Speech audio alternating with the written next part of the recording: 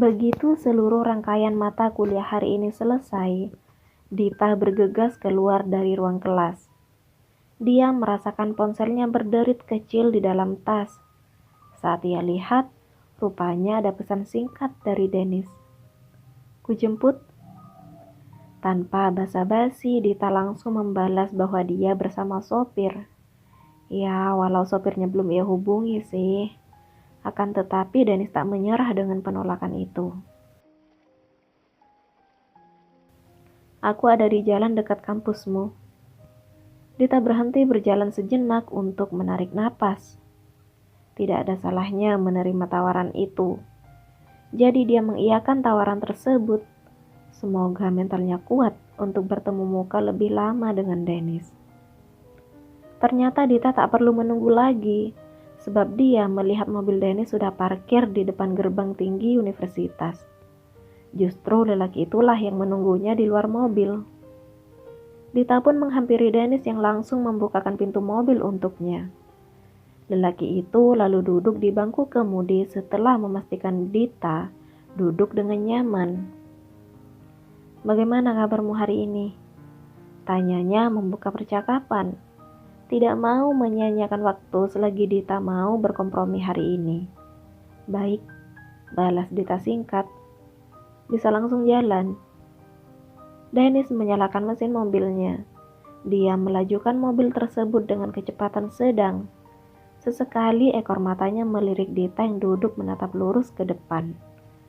Situasi yang sama sekali berbeda dengan dulu, di mana Dita selalu cerewet membuat batinnya tersenyum kecut. "Kamu mau mampir ke suatu tempat? Beli sesuatu mungkin?" Dita menjawab pertanyaan Dennis dengan gelengan. Dennis pun hanya mengangguk paham, lantas kembali fokus menyetir. Tidak apa-apa. Dita mau duduk di sebelahnya saja sudah syukur. Daripada sebelum-sebelumnya, jangankan duduk bersebelahan, membalas pesannya saja Dita enggan.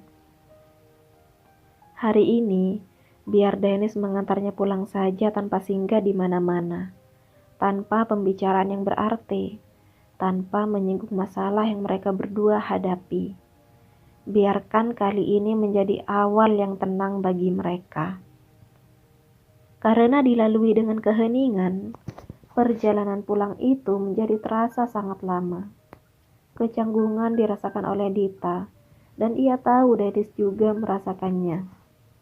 Hanya saja mereka berdua kompak untuk menekan kecanggungan itu dan berpura-pura bahwa semuanya normal. Dua orang di dalam satu mobil itu merasa saling asing, padahal keduanya pernah dan sering berada di situasi yang sama.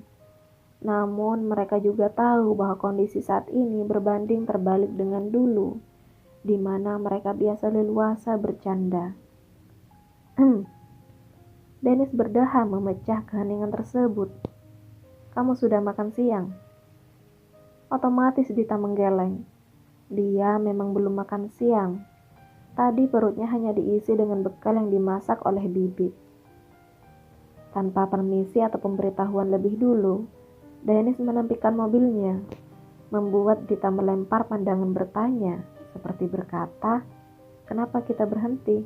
kepada Dennis. Dennis menunjuk ke depan, tepat keluar mobil. Di sana, di depan mobil yang mereka tumpangi itu, rupanya ada tukang bakso dengan dua orang muda-mudi yang masih belum selesai makan di tempat.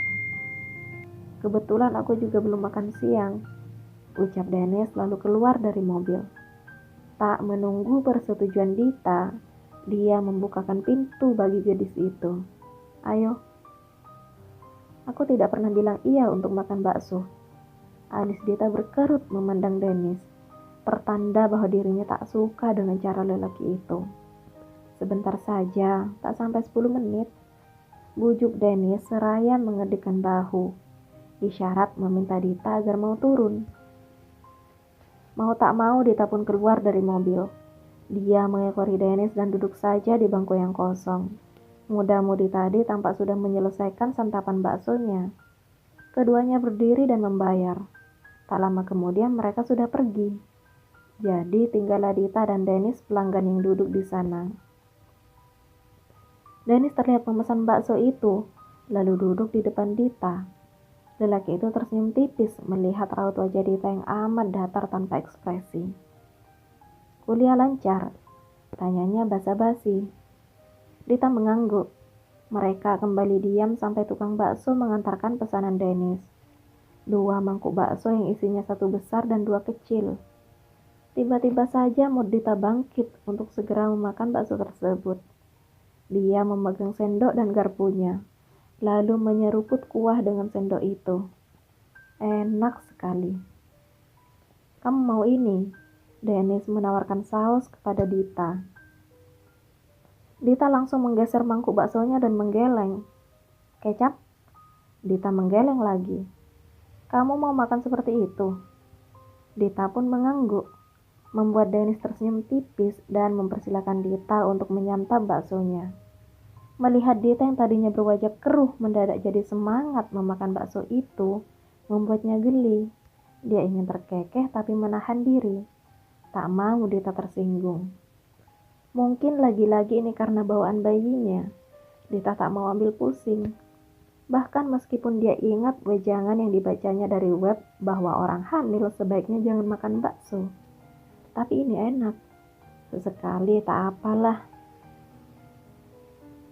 Dita bahkan menghabiskan setengah bagian baksonya lebih cepat daripada Dennis. Dia baru sadar bahwa makannya lebih cepat saat Dennis menegur. "Pelan-pelan, tidak ada yang merebut." Dennis menegur karena tak ingin Dita tersedak. Dita hanya bisa meringis dalam batinnya dan memelankan kunyahan di mulut. Melihat itu, Dennis tak kuasa menahan diri untuk tidak terkekeh. Begini saja dia sudah bahagia. Tapi perjuangannya tidak sampai di sini. Masih ada banyak waktu dan mungkin banyak kerikil untuk menjemput senyum Dita yang dulu.